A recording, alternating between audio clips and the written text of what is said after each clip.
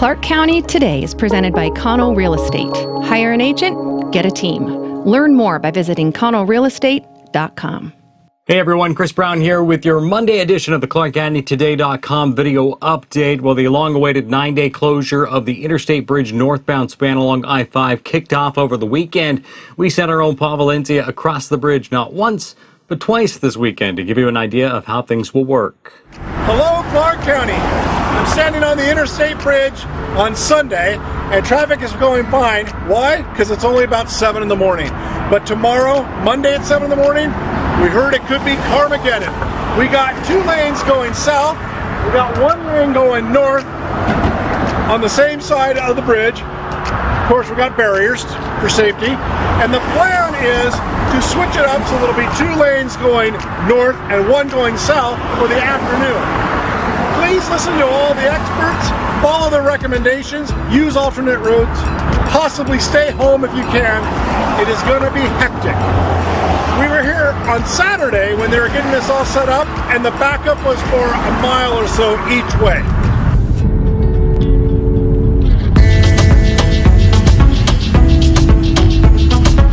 All right, thanks, Paul. So how did things go today? Well, the southbound traffic was surprisingly smooth this morning, only backing up in the afternoon after the lanes were shifted to a single lane out of Vancouver. But that only got bad after a crash briefly blocked the single lane of traffic, causing a backup past SR 500 for most of the afternoon. It'll be interesting to see how things play out the rest of the week, so stay tuned. Well, what is Oregon's purpose and need for tolling stretches of I-5 and I-205? That's been the subject of a multi-part series from Clark County Today. Now, the second of which we posted this morning. Today, we're looking into concerns about how a plan to toll a section of I-205 from Oregon City south to Stafford Road could put more traffic on those side roads. It was an issue that Tim Dale with Canby City Council recently brought up with Oregon transportation officials. You're dealing with a community that has a great deal of skepticism as the real intent. You're dealing with a community that's going to look at your solution, which is to toll 205, as yet another example where Clackamas County is going to bear the cost of funds being diverted to Portland causes. People are saying, where are the lanes for 205, right? It doesn't take a rocket scientist to figure out that to reduce congestion on 205, you need more lanes. Tolling alone is not going to reduce congestion. It can't. You're talking to an audience that goes, now wait a minute, you're actually going to make things worse for me. You're going to cost me more money to get to my job and to get home. You're not going to reduce congestion. You're actually going to increase it on what little side alternatives there are. So how would this impact the 70,000 Clark County commuters who make their way into Oregon? Well, the stated goal of the Oregon legislature is to eventually implement tolling on all of I-205 and I-5 through Portland, starting at the Washington border. Now, we're taking a closer look at what that program would do and why it's being implemented. Now, by the way, ODOT has extended its public comment period through October 16th for that I-205 tolling plan. For a closer look at all the details and how you can share your voice, be sure to check out our series at ClarkCountyToday.com. Moving on, Clark County saw another 95 COVID-19 cases over the weekend, including our first death in 10 days. A woman in her 80s with underlying health conditions became the 54th person to die with COVID-19 in Clark County. The 95 cases averaged 31 per day and bring the overall total to 3,170. Hospitalizations also rose slightly, with 26 in-area hospitals with a confirmed case and 12 others hospitalized with a suspected case. The number of active cases, meaning those who've yet to complete their 10-day isolation period, fell, though, from 152 last Friday to 132 people as of today. Well, after a decent weekend, our air quality dipped again today as smoke from wildfires still burning in Oregon and California began to drift back into our region. As of this afternoon, air quality was back in the unhealthy range for most of Vancouver. Now, things should improve by Tuesday evening as several weather systems move through the area. Those rains are also why the number of fire crews working on the Big Hollow fire southeast of Cougar are being reduced. An incident management team is leaving this evening with 2 Type 3 fire crews left to keep an eye on the wildfire that scorched almost 25,000 acres in the Gifford-Pinchot National Forest. A level 1 evacuation notice was lifted on Sunday for northeast Clark Clark County. Now, the fire is said to be still active, but just smoldering. But even that should be largely over after we see plenty of rain later this week. Now, in case you missed it, we heard from Hillary Franz. She's Washington's Commissioner of Public Lands. She visited that fire late last week.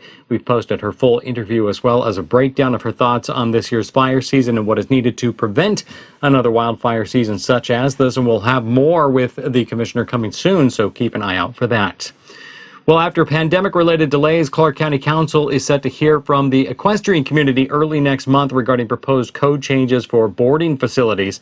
The issue first came to light earlier this year when the equestrian community packed a council meeting concerned that they were being singled out for enforcement after neighbors complained. The equestrian community has said that many of the county's codes for barns and other facilities for housing horses are unreasonable, including requirements that they be soundproofed and that horses be inside a barn after 10 p.m. Now, a public event will be held October 7th from 6 to 8 in the evening. That's a Wednesday. Due to the pandemic, it will be done virtually. 90 minutes will be set aside for public comment, and people wishing to speak will need to register in advance. Public comments can also be submitted in writing. We've posted information on how to do that in our full story at clarkcountytoday.com. In political news, former Clark County Commissioner and State Representative Tom Milkey has thrown his hat in the ring as a write-in candidate for the 18th District Senate seat, currently held by Republican Ann Rivers. Milkey, also a Republican, did not hold back his criticism of Rivers, saying that the Republican incumbent has violated her promise to oppose the largest gas tax and tab fee increases in the state's history. Milkey also criticized Rivers' vote on the McCleary School funding fix and the resurrection of the Interstate Bridge Replacement Project. When reached by Clark County Today for comment, Milkey said he would consider his candidacy a win if he was elected to the seat, or even if his presence in the race split enough of the Republican votes to make Democrat Rick Bell the winner. Clark County Today will continue its coverage of the upcoming general election in the weeks to come. If you've got some stacks of sensitive documents piled up in your office, circle this Saturday on your calendar. Waste Connections shred truck will be at the North Clark Historical Museum. Now, the truck features the ability to watch your private information become confetti.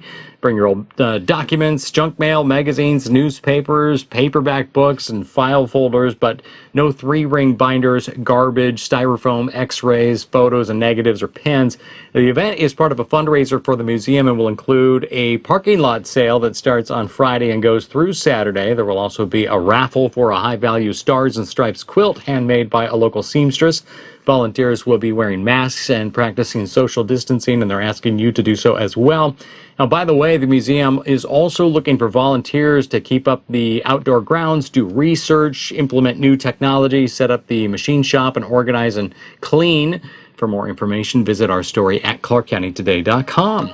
And that is your Monday check of the stories we're following for you at clarkcountytoday.com. Check us out on Facebook, Twitter, and Instagram to see when stories are posted and be part of the conversation. Feedback and news tips can be sent to us by email, news@clarkcountytoday.com. For all of us, I'm Chris Brown. Thanks for watching. We'll be back with you again tomorrow.